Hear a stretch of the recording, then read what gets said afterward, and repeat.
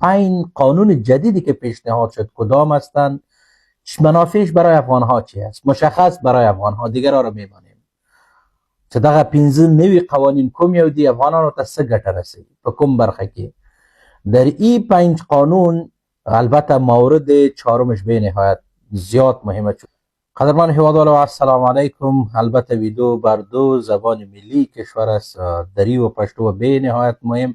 بالاخره بعد از 5 سال یک سیاست مهاجرتی جدیدی که امروز دولت سیودان را اعلان کرد خدمتتان شریک میکنم که در سیاست جدید مهاجرتی در سیودان چگونه است. ما برای شما امی 5 قانون جدیدی که امروز در سیاست مهاجرتی سیودان از طرف دولت سیودان یا مو احزاب تی2، یعنی تی2 که میگن کدام احزاب هستند که در او شامل نخست وزیر کشور سیودان هم از حزب مدرات هستند و رهبر حزب سویدن دموکرات هستند یا ازدها. جالب است که به نفع مهاجرین صحبت کردن. بالاخره بازم دیر آید درست آید خیر ببینن.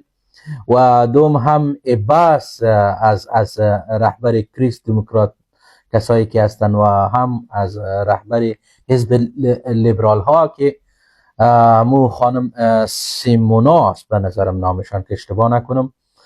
یعنی دولت سیودان فعلا به دست از این است. اینا بالاخره واقعا من زیاد خوشحال هستم که یک چیز خوبی را پیشنهاد کردن، قوانین جدیدی که به نفع افغان هاست، به نفع هر پناهنده است که در کشور سیودان زندگی میکنه. خب اینا کدام موارد هستند؟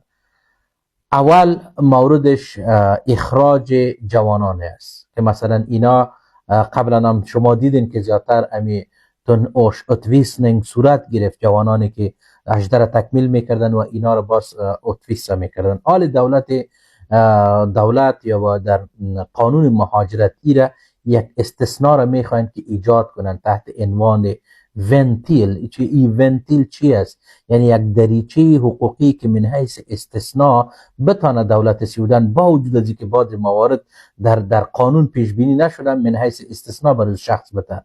او شخص کدام شخص باید باشه که بر حیث استثناء ایره برش قائل شوند؟ مثلا اگر یک نوجوان یا یک جوان در کشور سیودان مدت طولانی را در کشور سیودان زندگی میکنه، در جامعه ادغام شده، مثلا مکتب رفته، کار کرده، زبان آموخته، دیگه در این صورت اخراج او غیر منطقی و غیر علنی، غیر انسانی تلقی خواهد شد و به اساس از همین ونتیل یا یک استثنایی که همین دریچه قانونی میتونه اداره مهاجرت بر از او شخص استثناء قائل شود و جلوگیری کنه از اخراج از او که خودشان پیشنهاد کردن و ما فقط خواستم که به آثار حقوقی شکلتان شریک کنم که به این شکل خواهد بود. و موضوع البته ای امو کیس بای کیس، یعنی به اساس هر پرونده جداگانه بررسی خواهد شد که در کل برای نوجوانها و جوانهایی که در این خطر قرار گرفته بودن خبر به نهایت خوش است. و موضوع دوم موضوع پرمننت اپولتیستون است، اقامت های دائمی که اینا پیشنهاد کردن. اکثر کسایی که فعلا در کشور سیودان هستند تلفعلی یعنی اقامت های موقت دارن. ما یکی از دوستای ما میشناسم که یک خانم است که در تیب زندگی میکنه، خیلی نزدیک از جمله همکارای دفترم بودن، بیش از 8 سال از اقامت دائمی ندارن، اقامت موقت دارن، کار میکنن، وظیفه دارن، زبان آموختن، درس خواندن، ولی تا هنوز اقامت دائم ندارن. پس بر اونا هم این خبر بسیار خبر خوبی است که اگر دولت پیشنهاد کرده، اگر همچون اشخاصی است که کار داره، مالیات پرداخته، زبان آموخته، بالای دولت بوج نیست، سوسیال بدراگ نمیگیره، کدام یعنی بوج بالای دولت نیست، خلاصه خود از اینا کار میکنن و وارد جامعه شدن، در مدغم در جامعه شدن از هر دید.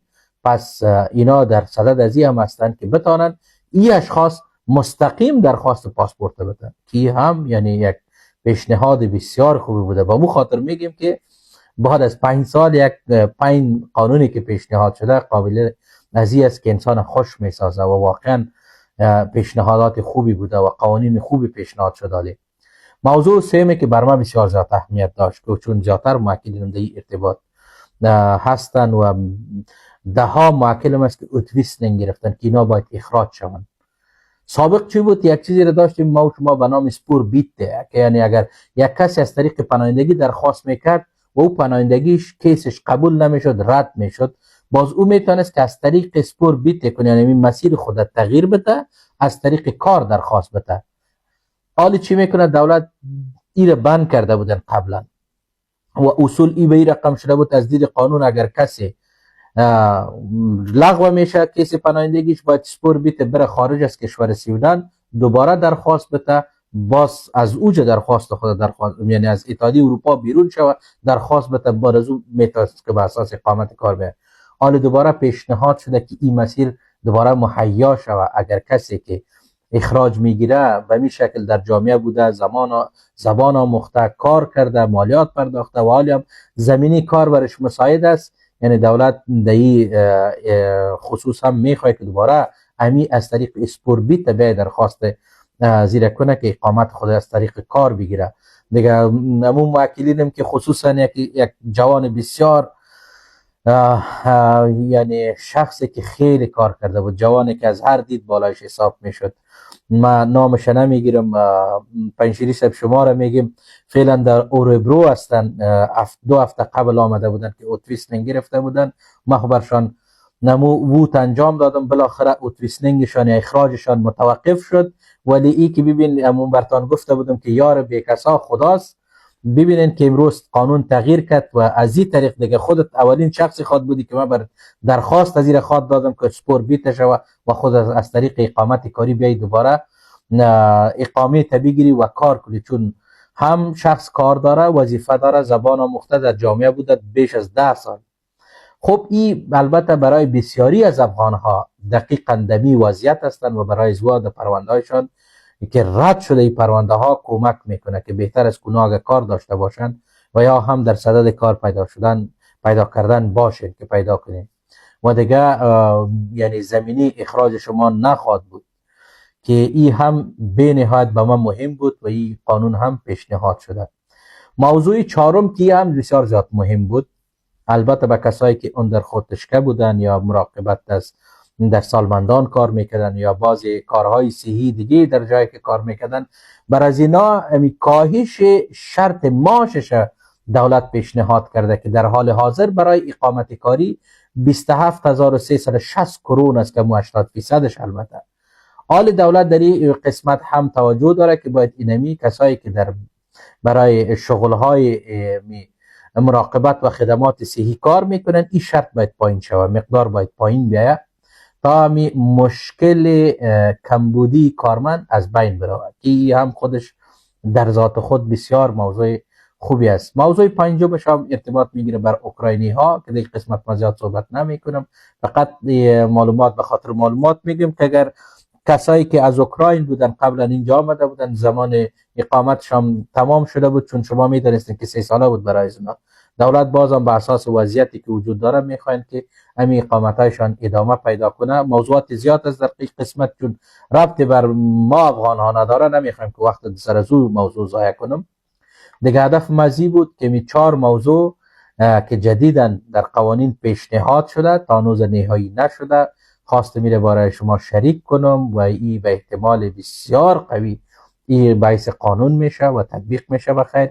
و کسایی که خصوصا اخراجی گرفته بودن، تفلکایی که سن 18 را تکمیل کردن اینا را اخراج میکردن، جوانایی که قبلا درخواست پناهندگی کیسای خود داده بودن رد شده بودن، و یا هم کسایی که در مراقبت های صحی کار میکردن معاش بالایی نداشتن.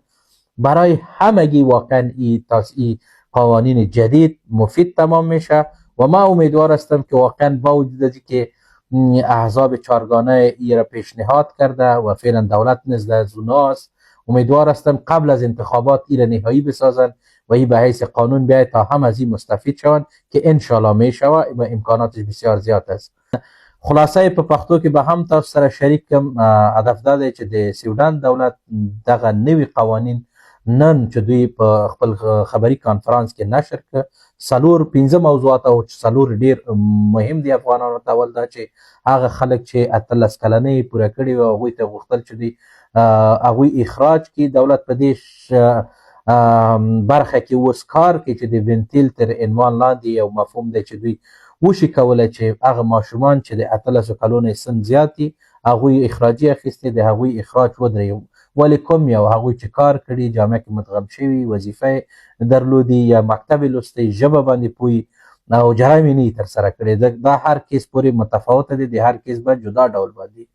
بل هغه څوک چې دایمي اقامې درلودلې او د دوی دایمي اقامو وبخښئ چې موقتي اقامې درلودلې، ولې د 8 کلو نه ډېر یا د 7 کلو نه ډېر هم کار کوي، ژبه یې زده کړې ده، کار کوي، په بازار کې دی، یعنی په جامع یا ټولنه کې دی مدغم شوی دی او تر اوسه پورې دایمي اقامه نه لري.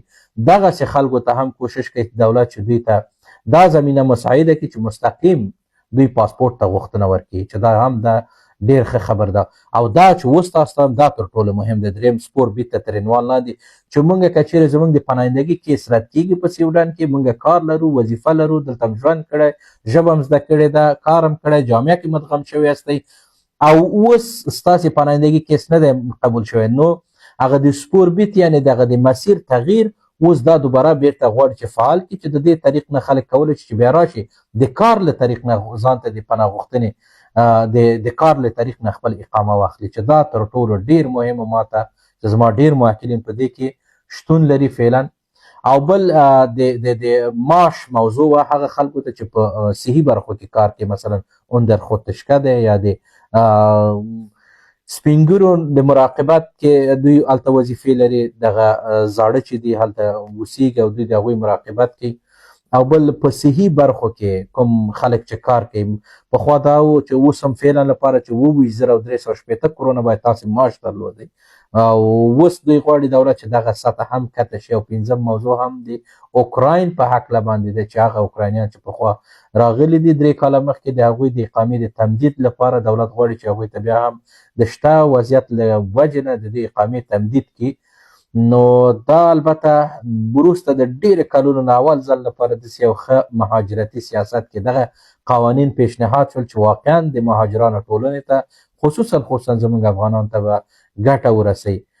د دې لپاره چې دغه معلوماتو نه، دغه نوي قوانین نه نور افغانان خبر شي، تاسو کولی شئ چې ویدیو هغوی سره شریک کړئ.